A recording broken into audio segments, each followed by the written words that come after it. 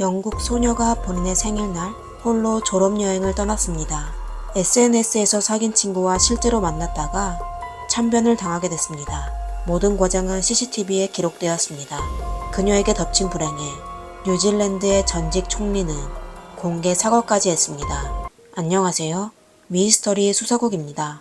오늘의 사건은 매우 충격적입니다. 그레이스 밀레인이라는 소녀는 1996년 영국 에식스에서 태어났습니다. 밀레인은 형제 중 막내라 온 가족의 사랑을 받으며 자랐습니다. 그녀는 영국 링컨 대학교 학생이었는데 2018년 9월 대학을 무사히 졸업했습니다. 그 당시 22세였던 그녀는 1년의 졸업여행을 하기로 했습니다.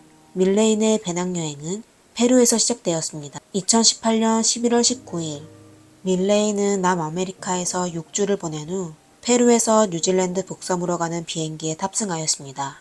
그녀는 소셜미디어에 자신이 여행 중에 본 예쁜 풍경과 들은 이야기들을 공유하는 걸 즐겼습니다.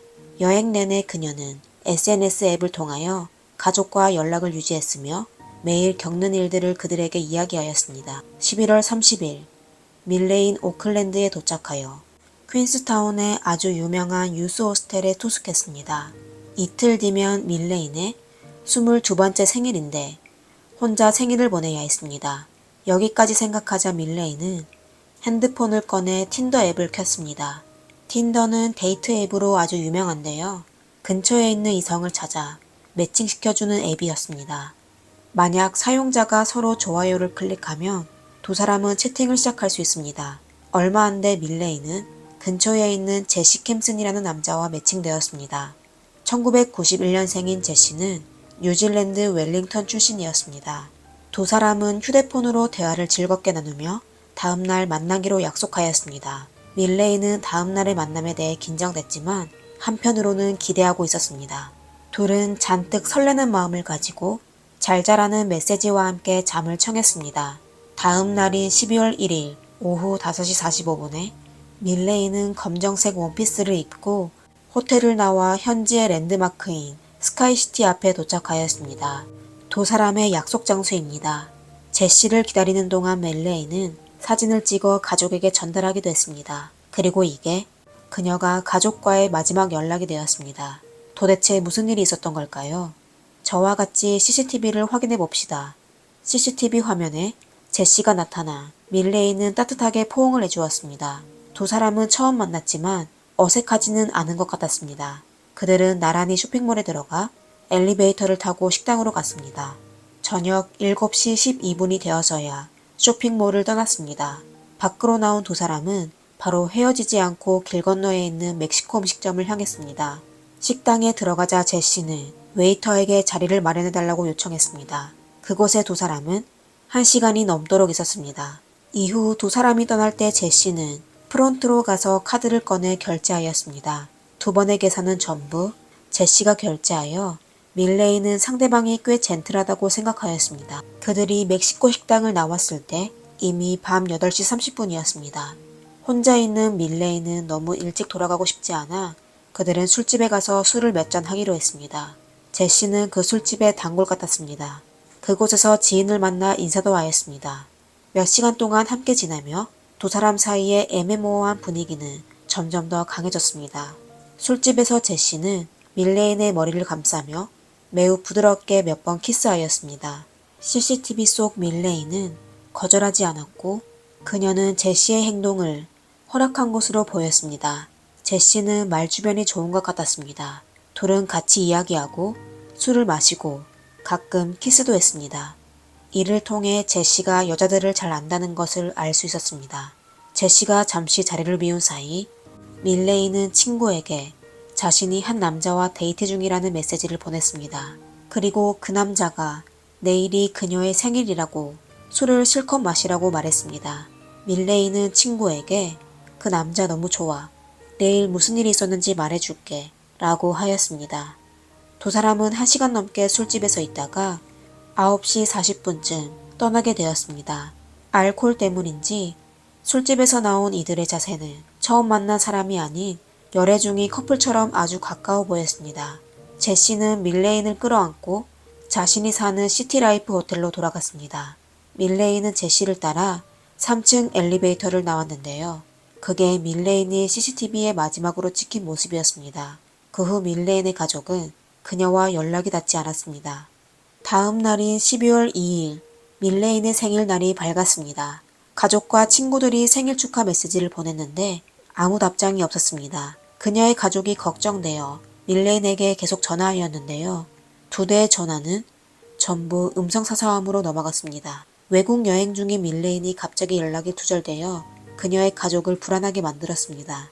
시간이 오래되어지자 밀레인의 부모는 지역경찰에 긴급으로 실종신고를 하고 그들도 오클랜드로 날아가 슬픈 심정으로 기자회견을 진행하였습니다. 기자회견에서 60세의 아버지는 눈물을 삼키며 실종된 딸을 찾을 수 있도록 도와달라고 간청하며 밀레인은 귀엽고 성격이 밝고 열정적이며 가족을 매우 사랑하는 소녀입니다. 저희는 딸의 안위가 매우 걱정됩니다. 제 딸은 지금까지 가족과 이렇게 오랫동안 연락이 두절된 적이 없었습니다. 라고 하였습니다. 하지만 아버지의 눈물은 결국 살아있는 딸을 찾지 못하였습니다. 경찰은 CCTV를 통해 밀레인이 3층 엘리베이터를 나온 후 다시는 나타나지 않은 사실을 발표하였습니다. 이건 밀레인이 아직 호텔에 있거나 이미 다른 사람에게 이끌려 호텔을 나갔다는 것으로 보여집니다. 어떻게 되었던 밀레인과 마지막으로 함께 있었던 제시는 유력한 용의자로 지목받게 되었습니다. 그들은 제시를 찾아내 경찰서로 데려가 그에게 공식적으로 기소하였습니다. 이때 불행한 소식이 한둘씩 전해와 밀레인의 가족의 마지막 기대를 산산조각 냈습니다. 밀레인은 이미 참변을 당했고 범인은 바로 CCTV에 그녀와 함께 있던 남자 제시였습니다. 제시는 CCTV 증거에 따라 바로 자신의 악행을 인정했으며 숨진 밀레인을 방치한 장소도 말해주었습니다. 12월 9일 18명으로 구성된 조사팀이 오클랜드 서부의 와이타켈의 산맥에서 집중적인 수색을 시작하였습니다. 결국 그날 오후에 한 숲속에서 차갑게 된 밀레인을 발견하였습니다. 차마 볼 수 없을 정도로 비참한 참사였습니다. 그렇다면 밀레인은 인생의 마지막 몇 시간 동안 도대체 무슨 일이 있었던 걸까요? 범인은 어떻게 그녀를 호텔로 데리고 나와 산간지역에 버렸을까요? CCTV를 따라 확인해 봅시다. 12월 2일 오전 8시, 그 당시 밀레인은 이미 숨졌을 시각입니다. 제시는 엘리베이터에 들어간 후 CCTV를 몰래 보았습니다. 역시 사람은 나쁜 짓을 하면 겁이 나기 마련인데 제시는 벌써 본인의 모습이 찍혔을까봐 걱정하고 있었습니다. 그러다 아침 8시 7분에 제시는 호텔에서 멀지 않은 쇼핑몰에 나타나 가구용품 상점에 들어갔습니다. 제시의 목적은 아주 명확했습니다. 그는 바로 캐리어가 놓여있는 곳으로 달려가 큰 사이즈의 캐리어를 고른 뒤 돈을 지불하고 그곳을 서둘러 떠났습니다. 8시 14분 제시는 캐리어를 들고 다시 호텔로 돌아가 엘리베이터를 타고 밀레인의 룸으로 돌아갔습니다. 8시 32분에 그는 다시 호텔 룸을 나서 시내 마트로 향했습니다. 제시는 물건을 들고 셀프 카운터에서 결제하였습니다. 카운터에 CCTV 속 그는 세제, 고무장갑, 비닐봉지 등을 구입해 현금으로 지불하였습니다. 그의 모든 행동은 CCTV에 매우 또렷이 보였습니다. 8시 40분 제시는 호텔로 돌아와 바지를 갈아입고 9시 33분에 택시를 탔습니다. 택시 안에서 제시의 표정은 아주 심각하고 긴장되어 보였습니다. 9시 40분에 그는 렌터카 회사에 들러 빨간색 도요타를 렌트하고 11시에 호텔로 돌아왔습니다. 오후 2시 53분에 그는 다시 호텔방을 나왔는데 검정색 반팔티와 청바지 차림이었습니다. 빈손으로 외출한 그는 오후 3시 57분에 한 식당에서 나타났는데 분명 다른 여자와 데이트를 하고 있었습니다. 그는 금발머리를 한 미녀와 한잔을 하고 그녀와 함께 떠났습니다. 오후 5시 42분에 제시는 다시 호텔로 돌아와 엘리베이터를 타고 방으로 돌아갔습니다. 오후 7시 50분이 되어서야 제시는 엘리베이터에 다시 나타났습니다.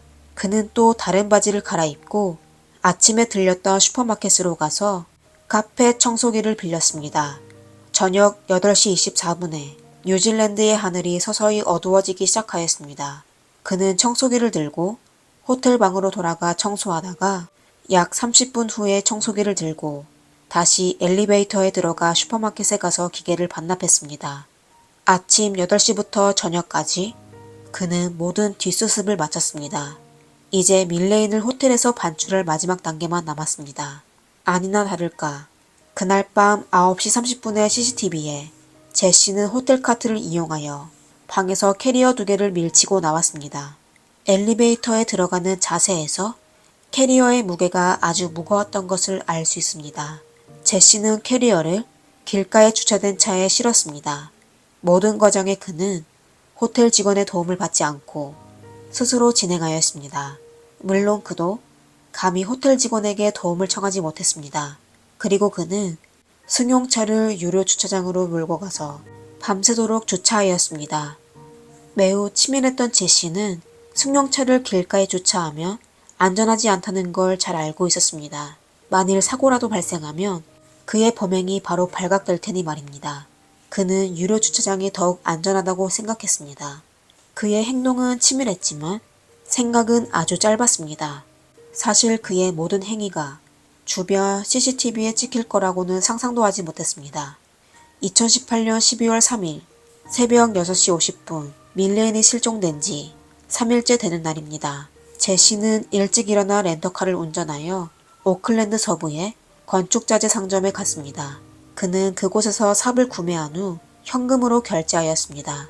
주의해야 할 건 제시가 밀레인과 데이트를 할 때 항상 카드로 결제했고 다음 날부터 그는 물건을 구매할 때 전부 현금으로 결제하였습니다. 그가 이렇게 행동한 이유는 자신의 소비 기록을 감추려고 한 것입니다. 하지만 다행히도 그의 모든 행동은 CCTV에 잘 기록되어 있었습니다. 삽을 구매한 후 제시는 차를 운전하여 오클랜드 서부의 산악지대로 향했습니다. 너무 외진 곳이어서 CCTV가 설치되어 있지 않았습니다. 시간이 9시 30분쯤 그는 차를 운전하여 다시 호텔로 돌아가 맨발로 가방을 메고 룸으로 돌아갔습니다. 방금 일을 마친 사람처럼 보였습니다. 20분 후 제시는 옷을 갈아입고 가방을 들고 근처 세탁소로 향했습니다. 그는 세차장에 차를 두고 캐리어 2개를 들고 호텔로 돌아갔습니다. 12월 5일 오후 5시 제시는 가방을 메고 오클랜드 시내의 공원으로 갔습니다. 그는 무언가를 버리고 다시 호텔로 돌아갔습니다. 이후 경찰 조사 결과 쓰레기통에 버려진 게 바로 밀레인의 개인 소지품인 것으로 밝혀졌습니다. 제시는 사고 후 줄곧 그 호텔에 머물렀습니다. 6일 정오에도 멋진 정장 차림으로 호텔을 나와 데이트를 즐겼습니다. 경찰이 밀레인의 실종으로 제시를 찾기 위해 호텔에 도착했을 때 마침 제시가 호텔을 막 돌아왔는데요. 경찰을 보고 서둘러 떠나려고 했습니다. 하지만 호텔 경비원이 그를 목격하게 되어 경찰은 바로 그를 체포하였습니다. 경찰이 제시가 범행을 저지른 전체 시간대를 잘 파악하여 사건은 곧 해결되었습니다. 그러면 밀레인은 호텔에서 제시와 도대체 무슨 일이 있었던 걸까요? 1년 뒤 2019년 11월 6일에 밀레인 사건의 재판이 시작되었습니다. 제시의 변호인은 사건 발생 당시 여학생이 쾌감을 얻기 위해 제시에게 다소 위험한 행동을 하게끔 유도하였고 이 때문에 발생한 불행이기 때문에 그냥 단순 사고라고 하며 젊은 커플들 사이에서 흔히 볼 수 있는 과격한 친밀한 행동으로 인한 실수라고 하였습니다. 하지만 그의 주장은 검찰이 받아들이지 않았습니다. 만약 진짜 사고였다면 제시는 왜 사건 발생 당시 경찰에 신고하지 않았으며 구급차도 부르지 않았을까요? 오히려 12월 2일에는 휴대폰으로 피해자를 처리하는 방법을 검색하였는데 분명히 계획적으로 사람을 해치는 것이라고 하였습니다. 그것뿐만 아니라 제시는 12월 2일 새벽 1시 41분경에 휴대폰으로 인터넷 사이트를 뒤진 적이 있으며 피해자 사진도 몇 장 찍었습니다. 이후 호텔 방 안에 사건 현장을 청소하고 피해자를 산악지대에 버렸습니다. 그의 모든 행동은 전부 다 계획적으로 사람을 해치게 했다는 걸 증명하였습니다. 더욱 소름 끼치는 건 사건 후 제시가 아무 일 없다는 듯이 계속 틴더 앱으로 다른 여자를 만나 데이트를 했다는 것입니다. 배심원단은 검찰의 진술을 동의하여 결국 제시는 종신형을 선고받았고 17년 후에 가석방을 신청할 수 있게 판결하였습니다. 뉴질랜드에는 극형이 없어 종신형이 이미 뉴질랜드에서 가장 무서운 처벌이었습니다. 그리고 재판 당시 제시는 이름 보호금지령을 신청하였습니다. 이에 따라 국민들은 범죄자의 이름조차 알 수 없게 되었습니다. 그의 변호인은 그의 이름을 공개하는 것은 사법공정을 저해할 수 있다고 말하였습니다. 하지만 2020년 말에 제시의 이름 보호금지령의 효력이 발휘하여 그의 신원이 공개되었습니다. 그리고 신원이 공개되자 제시와 접촉했던 많은 사람이 나서 제시가 백수이며 거짓말만 하고 다니는 나쁜 사람이라고 폭로하였습니다. 그리고 여러 여성이 경찰서로 가 제시가 본인에게 몹쓸 짓을 했었다고 고소하였습니다. 그건 저희가 지난 1년 동안 감당했던 고통과 고난을 줄일 수 없습니다.